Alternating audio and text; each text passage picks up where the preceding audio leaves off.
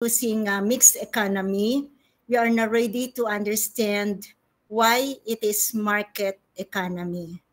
Why market? Okay, let's talk about market and market structure. Now, this topic will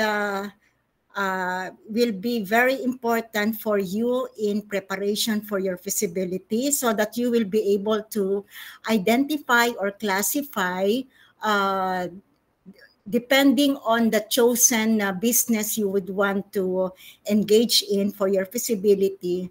You will be able to know what marketing strategy you are going to use. And knowing so part of that marketing, yung tinatawag nating pricing strategy. Okay, let's start with knowing market. Right now, yung trend ngayon does not requires already a face-to-face, no? So alam natin na more on virtual or online business tayo. Now, what is market? What do we expect for market? It is defined as a situation or relationship. It's not a place. A situation or relationship where two parties are present that exchange with each other, either in terms of goods and services and payments. Okay. So there is a need for the presence of buyer and seller. Okay. Now, we have what we call different market structure, or what we call it types of market structure. To understand better the market structure, we have to utilize these 5 factors. Ito yung magagamit natin para maintindihan natin na magkakaiba pala itong mga market structure na ito. So, ang magiging basis natin is knowing the presence of number of buyers and seller, maaari nagkakaiba sila, kind of product na ino-offer nila or kind of service, barriers to entry, kapag gusto mo bang pasukin yung business na yan, madali ba o mahirap pasukin dahil yung mga marami kang kalaban, or it requires a big amount of capital. What about competition? So nagkakaiba ang competition ng bawat businesses, depende sa klase ng business. And the last one is the pricing power. Mayroong business na they cannot increase the price. They have to offer their product or service similar with the price of their competitor. Meron namang iba, they can make it higher, no? So depende yon. So ito yung take note of the following, no, so that you will be able to identify. So kung nakapamili na kayo ng inyong business na focus ninyo sa inyong feasibility study, so it's time to identify where your business will classify. Okay, so let's have the first one, perfect competition, or we call it pure competition. Purong-puro ang labanan. So what do we expect? Presence of large number of buyers and sellers. So as what you can see on the left side, these are example of product that is classified under perfect or pure competition. So there are large number of seller and at the same time presence of large number of buyer. But the kind of product they're offering is what we call identical or homogeneous. So kung ang pinag-uusapan natin ay let's say pepper or what's this, itong fruits na ito. So any agricultural market, if you are referring to one particular example of a vegetable, let's say pepper or cabbage, lahat ng nagbebenta ay walang pagkakaiba, same pa rin, no? So dito para mas matandaan ninyo, lahat ng mga walang brand, no, brand, they belong to pure competition. Alam naman natin ang mga vegetable like for example tomatoes, isang klase lang naman ng tomatoes kaya tinatawag nating identical or homogeneous. So can they dictate? No, they cannot dictate. Kung ano yung price ng kalaban mo, ng ibang seller, kailangan ganun din ang price na i-offer mo sa iyong product. So they compete in terms of quality and quantity, but not price. They compete in terms of quality, how fresh, no, the quality or how many you are offering on the same price. So yun ang nagiging basihan ng competition. So basis is demand and supply when it comes to price. Siyempre, pag nagtaas ng presyo, yung ibang seller magtataas din ng presyo. Easy entry. Why easy? With a small amount of capital, anyone can enter on that kind of business. Madali kasi hindi kailangan ng malaking capital. Unlike let's say San Miguel Corporation or Unilever, yon. So we have here an example ng mga pure competition type of market situation. So walang brand. They belong to pure competition.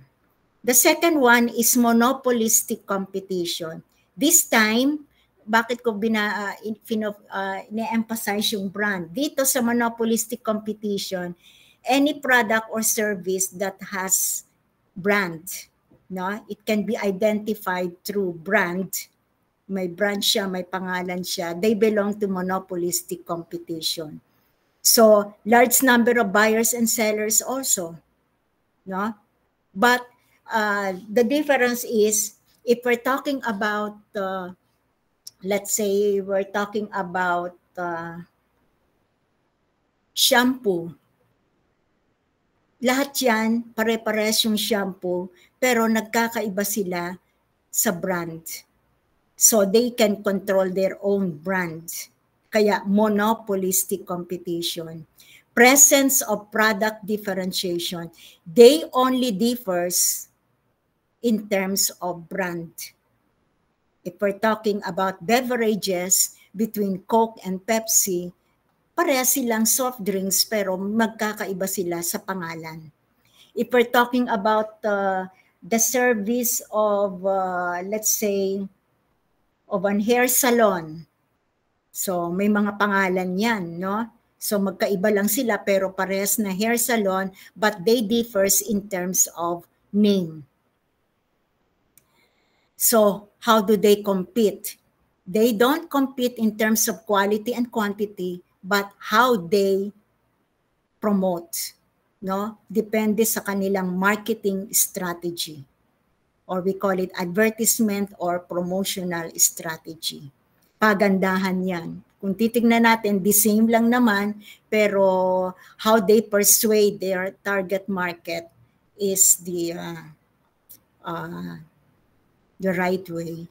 So can they control moderately? Depende yon. Alam natin, mayroon pa rin, let's say we're talking about milk product or milk powder. Beer brand against, let's say, Ensure. No? If you're familiar with Ensure, ang beer brand mas mura kaysa sa Ensure. So because of the cost and the quality, so they can moderately control. Pero yung kasing linya ng beer brand, ano pa ba yung ibang brand ng milk powder bukod sa beer brand? Alaska. Birch Tree po. So the same ang price nila, di ba? Pero mayroong mga gatas na talagang iba yung kanilang target at iba yung function, use nun or benefit nun, kaya they can moderately dictate the price. So I have here an example. Let's say sa clothing bench, Then we have, what else? Giordano. So, my brand, no? Okay, so they belong to monopolistic competition. But actually, class, take note lang, no? Hindi habang panahon, maaring ang isang product ay monopolistic competition. Maaring mag-iiba sila ng kanilang category, depende sa kanilang status or characteristic. All right, to understand it, I will give you another type of market structure. Okay, so monopoly. So hindi na monopolistic, kundi ang tawag natin ay monopoly. So from the word monopoly, mono means one. There is only one producer, one owner, one seller. But majority are buyers. Majority are customers. So yung nakikita natin dito, this is now an example. Meralco. No? So, what do we expect? The kind of product is unique.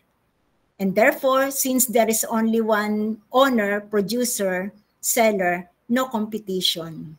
So they can dictate the price. Okay. So since they can control the market, they can minimize the cost and maximize profit. Yung tinatawag nating economies of scale.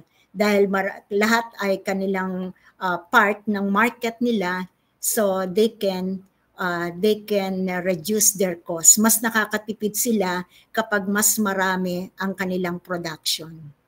So, therefore, if we wanted to engage on the same product or service, high barriers to entry, mahirap banggain. Kasi malaking ano yan, no? Malaking corporation yan. All right. Sabi natin kanina, they can dictate or control the price, right? Pero balikan natin yung economic system. Sa Pilipinas, mixed economy tayo. Anong sabi natin? It is a combination of market economy and command economy. Kaya ang Meralco, kahit na sabihin na natin they can control the price, still they are under the National Power Corporation. Nasasabihin ng government, hanggang dito lang kayo, hindi kayo pwedeng magtaas ng mataas na singil ng kuryente. Kaya yun ang how important is being part of the mixed economy. Hindi totally pinapayagan na isa ang nagmamay-ari ng isang business. So, okay. So we're after with protecting the welfare of the society. Okay. So the last one, aside from monopoly, is oligopoly. Poly means few. What do we expect? Ito ang example natin, airline industry. Few buyers and few sellers. Bakit few? Not all are used to travel by air. Just like the shipping industry, no? So there are few buyers and sellers. Kaya konti lang ang engaged on the same industry, and therefore it's because of few target market. So market is small, non-price competition is high, high barriers to entry for new firms. So there is collaboration among the companies. So we have here an example. So right now, you try to think, kung nakapag-decide na kayo kung anong business ang pipiliin ninyo para sa feasibility ninyo, the one thing that you have to know is where your business belong to. What industry? Does your business belong to the food industry or the telecommunication or the banking industry? So maraming klaseng industry yan para malaman nyo rin kung sino ang inyong mga competitors, so that it would be easy for you to know also how you're going to forecast the demand and supply. Sa di ba sabi natin, feasibility, feasible ba na kikita yung itatayo mong business. So dapat malaman mo ngayon, the industry where you belong to, your business belongs to. So we have 4 major types of market structure. So we have oligopoly, monopoly, monopolistic, and pure competition. Okay? Okay, class. My question regarding this, may mga groupings na ba kayo sa feasibility ninyo? Yes po. So decided na kayo kung anong business ninyo? Yes po. Yes po. Okay.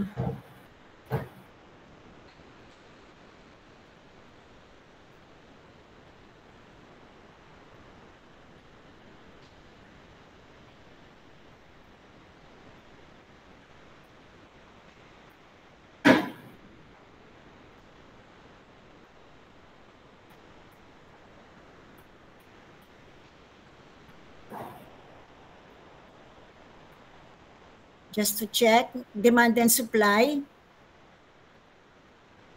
Can you see? Yes po. Yes po, ma'am. Okay. Yes po, ma'am. So after knowing market, sabi natin, kaya tinawag na market economy, the distribution of goods and services will be depending on the demand and supply. Diyan papasok ngayon how important is the price system, right? Kasi alam natin kung kaya ba nating bilhin o hindi. Okay. So ang focus ngayon ay demand and supply. Okay. Anong sabi natin pag sinabi nating demand? Yung nangangailangan, those who are willing to buy or to purchase a good or service based on a given price at a given time, we will be able to know the demand. Okay, so we have here an example. At point A, situation A, assuming the price of a given good is 200, let's talk about the total consumer, yung tinatawag nating market demand. There are 2 only who are willing to buy. But if we will lower the price at point B, lowering the price from 200 to 150, there will be more buyers. Buyers are willing to buy 4. Okay. So let's try to identify muna how important are the following. Individual demand referring to each person who would like to buy a given good. Pero pag sinum up natin, tinotal natin, that makes up a market demand. So sa ating discussion right now, sa pag-uusap natin ngayon, we might be referring to the market demand or individual demand. Now, here, the term direct demand and derived demand, magagamit ninyo ito sa inyong feasibility. Aside from focusing on the direct demand, depende. Halimbawa, ang business ninyo ay milk tea. So, how do you forecast the demand? So, you have to just identify how many number of individuals in your target area used to drink milk tea. So, tinatawag nating direct demand. But other than that, there is another way of forecasting or identifying who or how many will be your target customer. So, ang magiging basis ay derived demand. So, from the word derive, ibig sabihin basihan. Pwedeng ang maging basihan natin is, can we consider if we are referring to a particular good, identifying its partner good might be basis for determining the demand. Let's say, for example, let's say in the case of Starbucks, bukod sa coffee, ano ang partner ng coffee? Pastries, di ba? Pastries po. So, maaring ang naging basis ng pastry production is the number of coffee drinkers. So, yun yung tinatawag nating complementary partner eh. Ang nagiging basihan mo, sino ba ang inaasahan nating magiging target market natin? So, pwedeng ang maging basihan yung kapartner. Ano yung kapartner nito? Okay. Aside from that, opposite for complementary, yung tinatawag nating partner or complementary is the substitute. No? Ibig sabihin, a good which can be bought in lieu of the other good, those that are substitute. One that can take the place of another good. Let's say, for example, instead of coffee, maaring milk tea, no? Or chocolate. So, ang magiging demand mo, maaring basis mo is substitute. So, example, maaring pwede nating gamitin dito kapag tumaas ang presyo ng, let's say, Sugar. ng sugar, it will affect the demand for coffee, no? It will Yes, affect po. the demand for coffee. Coffee and sugar are partner siya. So, kung ang demand for coffee bababa, what do we expect? Consumers will be looking for a substitute. So, yun ang pwedeng maging basihan ang demand. Kapag bumaba ang demand ng isang product, yung kasubstitute niya tataas naman. Yun yung tinatawag na derived demand. So, you have to be familiar with substitute and complementary. Okay, but we will be having more example of that. Okay. So, going back to demand schedule. So, what do we notice here? The relationship between price and quantity if we're talking about demand schedule. This is where we can apply how true is the law of demand. Ano yung tinatawag na law of demand? The higher the price, the lesser the quantity demanded. Pero kapag bumaba ang price, the lower the price, more consumers or buyers will be buying more. So yun yung tinatawag nating law of demand. That's the basic, no? The basic concept na there is an inverse relationship between price and quantity demanded. Take note of the term quantity demanded ang ginagamit ko. Both these two variables changes. Kaya lang magkabaligtad. As the price increases, quantity demanded decreases or vice versa. Okay, so this is the analysis. Now, anong ginamit kong term kanina? Change in quantity demanded. As the price changes, quantity demanded also changes. However, dito natin pwedeng i-apply yung ceteris paribus. What if the price remains the same? Kasi hindi naman minuminuto, oras-oras or araw-araw nagbabago ang price ng isang product or service, di ba? Pero anong ating observation? Consumers or buyers tend to change their demand. So ang term na ginagamit ko ay demand lang, hindi quantity demanded. No? If the price is constant, the demand still kept on changing, either increase or decrease. Ano kaya ang magpapabago? Bakit wala namang pagbabago sa price, pero bakit minsan ang demand tumataas, minsan ang demand bumababa? Okay, katulad ng example ko dito. At 50 pesos, situation A, ang demand is 200. At situation B, assuming the same pa rin, 50 pesos pa rin, pero ano nangyari sa demand? Bumaba. Ano kaya ang magpapababa or magpapataas? Let's find out. Here, this is now the factors that will affect a change in demand. So ang term na ginagamit ko ay change in demand, not change in quantity demanded. ito ang magpapabago sa demand. Not because of price, but because of several factors. One is change in income.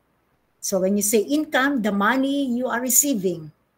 Pag na-promote ka, syempre, susunod, tataas ang sweldo. So the higher the income, the higher is the demand. Or pag nawala ng trabaho, the lower the income, the lower is the demand. Another one is taste or preferences. Pabago-bago. Pag nagsawa, what happens? Ang demand, bababa. Pero kapag na mismo gusto mo uling kumain ng chicken, matagal kang hindi kumakain ng chicken, so ang demand for chicken ay tataas. Example lang yun. Okay, another one is change in population, referring to the number of a given population or given individuals. Okay, so the higher the population, the higher is the demand, or vice versa. And the last one is change in the price of its related good. Take note, I am not referring to the concerned good, but I am referring to its related good. So dito natin ia-apply yung binanggit ko kanina sa derived demand. Anong relation ng fish and meat? Related sila pero they are considered substitute, di ba? Kung nagmahal, example, between meat, chicken and fish. Kung nagtaas, mas mahal ang isda, pero mababa ang chicken, ang demand for fish will decrease while the demand for chicken will increase. Ano kaya ang magpapababa? The price of its substitute good. So yun yung ibig sabihin ng related good. However, in the case of